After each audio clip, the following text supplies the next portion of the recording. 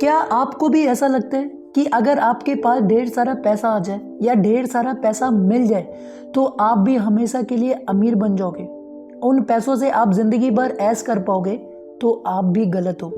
आप अमीर या गरीब, ज़्यादा पैसा या कम पैसा होने से नहीं बन सकते, बल्कि आप पैसों को मैनेज कैसे करते हो, उससे डील कैसे करते हो, इस पे डिपेंड करता है। अक्सर लोगों को ये लगता है कि काश उनकी करोड़ों की लॉटरी लग जाए, जैकपॉट जीत जाए या पैसों का कोई गेम जीत जाए तो वो भी जिंदगी भर के लिए अमीर बन जाएंगे।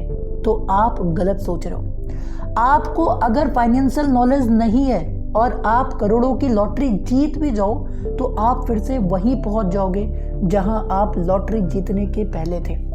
According to NEFE, national endowment for financial education के रिपोर्ट के अकॉर्डिंग 70% लोग जिन्होंने लॉटरी जीता, जैकपॉट लगा, कोई क्विज गेम जीता, उनका सारा पैसा बेफिजूल खर्च करने में, गलत जगह इन्वेस्टमेंट करने में या गलत अकाउंटिंग की वजह से सारा पैसा फिर से चला गया और कुछ ही सालों में बैंकक्रप्ट हो गए।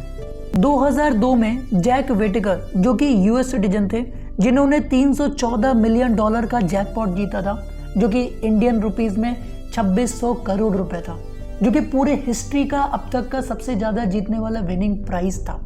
और just because of lack of financial knowledge, उन पैसों को गलत तरीके से यूज करने के कारण वो बैंकक्रप्ट हो चुके थे। सुशील कुमार, ये चेहरा आपको याद होगा, जो कि KBC 5 के कंटेस्टेंट थे और KBC quiz based reality show के पहले ऐसे कंटेस्टेंट थे जिन्होंने 5 करोड़ रुपए जीता था, जो कि बिहार से मिडिल क्लास बैकग्राउंड से आते थे और रातों रात वहां के सेलिब्रिटी बन चुके थे। लोग लाइन लगा के ऑटोग्राफ ले रहे थे। हर किसी को लग रहा था कि अब तो इनकी जिंदगी संवर गई है, लेकिन ऐसा नहीं था। Just because of lack of financial knowledge वो बैंकक्रप्ट हो चुके थे, वो सारा अपना जीता हुआ पैसा गवा चुके थे। उन्होंने बाद में अपनी पूरी स्टोरी बताई कि कैसे उनकी लाइफ और ख़राब हो चुकी थी वो प्राइज़ जीतने के बाद। बहुत से लोगों ने पैसों के चक्कर में उनसे चीट किया, ढोंग दिखा के उनसे पैसे डोनेट करवाए गए, वाइफ से उनका रिलेशन ख़राब हो चुका था, अल्कोहल और स्मोकिंग से एडिक्ट हो चुके थे, और कैसे वो आज 2 गायों से दूध बेच के सर्वाइव कर रहे हैं। और ऐसे बहुत से एग्जाम्पल होंगे जो कि आपको देखने को मिल जाएंगे। अमीर बनना कोई इंसिडेंट नहीं है। अमीर बनने के लिए उसके पीछे के साइंस को समझना पड़ेगा, जो प्रोसेस होता है जिससे लोग अमीर बनते हैं, फाइनेंशियली फ्री होते हैं, उस प्रोसेस को समझना होगा, सीखना होगा, फॉलो करना होगा, और फिर ही आप भी अमीर बन सकते हो, ना कि कोई लॉटरी जीत के या एक बार का कोई क्विज गेम जीत के। अब आपको वो स्टेप बता रहा हूँ जिनको अमीर लोग फॉलो करते हैं और जिनको फॉलो करके सीख के आप भी अमीर बन सकते हो। पहला पॉइंट, एसेट वर्सेस लाइबिलिटीज। फंडा बहुत सिंपल है, अमीर हमेशा अपने पैसे को एसेट्स में खर्च करते हैं और गरीब लाइबिलिटीज में। एसेट और लाइबिलिटीज में डिफरेंस क्या है? एसेट्स जो आपके जेब में पैसा और डालता है, जैसे कि कोई प्रॉपर्टी जिसको आपने रेंट पे उठाया हो, कोई बिजनेस जहां से आपको पैसा आ रहा हो, या स्टॉक जो आपको डिविडेंड के रूप में पैसा दे रहा हो। एंड लाइबिलिटीज जो आपके जेब से पैसे को निकाल रहा हो, जैसे कि कार जिसके लिए आपको मेंटेनेंस के लिए खर्चा देना पड़ता होगा, पेट्रोल डलवाना पड़ता होगा, और ऐसे कई खर्चे।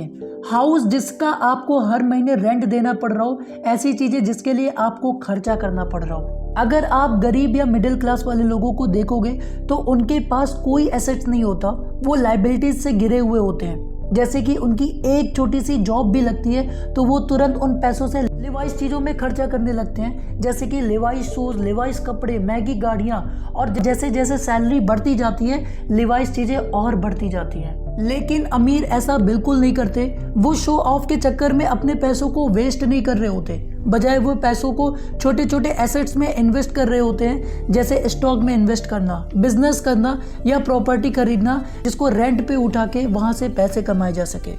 पुअर और मिडिल क्लास वाले लोग बड़े कंपनीज का प्रोडक्ट खरीद के शो ऑफ कर रहे होते हैं, और अमीर उन्हीं कंपनीज में इन्वेस्ट करके और अमीर बन रहे होते हैं। So long story short, asset में इन्वेस्ट करो, ना कि लाइबिलिटीज में।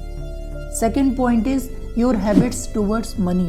देखो, आपकी पूरी लाइफ को अच्छे से चलाने में सबसे इम्पोर्टेंट रोल जो प्ले कर रहा होता है वो है आपकी हैबिट्स। अगर आपकी फिजिकल हेल्थ आज अच्छी है तो मतलब कि आप हर दिन या मैन्युअली एक्सरसाइज करते होगे, अच्छा खाते होगे, फालतू की चीज़ें अवॉइड करते होगे। वहीं अगर आपकी फिजिकल हेल्थ ख़राब है तो ऑब्वियस है कि आप एक्सरसाइज नहीं करते होगे, खाने पीने पे उतना ध्यान नहीं देते होगे। वहीं अगर आपकी मेंटल हेल्थ अच्छी है तो मतलब कि आप हर दिन मेडिटेशन करते होगे या स्पिरिचुअलिटी में ध्यान देते होगे।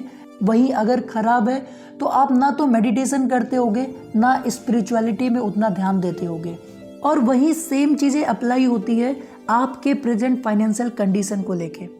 अगर आपकी अभी की फाइनेंशियल कंडीशन अच्छी नहीं है तो हो सकता है कि आपने पास्ट में बेफिजूल खर्चे किए होंगे, पैसे को इन्वेस्ट नहीं किया होगा या सेविंग नहीं किया होगा। अकॉर्डिंग टू रिपोर्ट हर साल 90 से 92% लोग अपनी फाइनेंशियल फ्रीडम को अपने बैड हैबिट की वजह से अचीव नहीं कर पाते। देखो, अक्सर हम एक्सपोनेंशियली सोचते हैं, जैसे हम ये सोचते हैं कि आज एक पिज़्ज़ा खा ले रहे हैं तो क्या फ़र्क पड़ जा रहा, या एक बर्गर खा ले रहे हैं तो क्या फ़र्क पड़ेगा, लेकिन लॉन्ग टर्म में हम अपनी पूरी हेल्थ को ख़राब कर रहे होते हैं। वैसे ही पैसे को लेके भी सोच रहे होते हैं। थोड़ा थोड़ा पैसा आप खर्च कर रहे होते हो कई चीज़ों में, ये सोच के कि क्या फ़र्क पड़ जाएगा, और इन द एंड आपके पास सैलरी का 1% भी नहीं बचता। तो ना तो आप सेव कर पा रहे हो, ना तो आप इन्वेस्ट कर पा रहे हो, और ना तो आप कभी शायद अमीर बन पाओगे। So the second learning is अपने छोटे छोटे हैबिट्स पे ध्यान दो। जहां आप बेफिजूल खर्चे कर रहे हो उनसे बचो और उनको थोड़ा थोड़ा इन्वेस्ट करो। Small changes gonna make big difference. Now तीसरी लास्ट और सबसे इम्पोर्टेंट पॉइंट जो अक्सर अमीर लोग करते हैं और डेफिनेटली आपको भी करना चाहिए, buy wisely companies stocks and increase your wealth. क्या आपको मालूम है जेम्स क्विंसी कौन है? ये कोका कोला के सीईओ हैं। क्या आपको मालूम है कि किसी भी कंपनीज की सबसे हाईएस्ट डेजिग्नेशन किसकी होती है? हाईएस्ट सैलरी, सबसे ज़्यादा काम, रिस्पॉन्सिबिलिटी किसके पास होती है? कंपनी के सीईओ के पास। जहां जेम्स क्विंसी को हर साल $22 मिलियन की सैलरी मिलती है, इन इंडियन रुपीस 18,800 करोड़ रुपए। वहीं दूसरी तरफ वॉरेन बफेट जो कोका कोला का 6.2% का स्टॉक होल्ड करते हैं, और जिससे वो हर साल सिर्फ कोका कोला के डिविडेंड से $704 मिलियन कमा रहे हैं।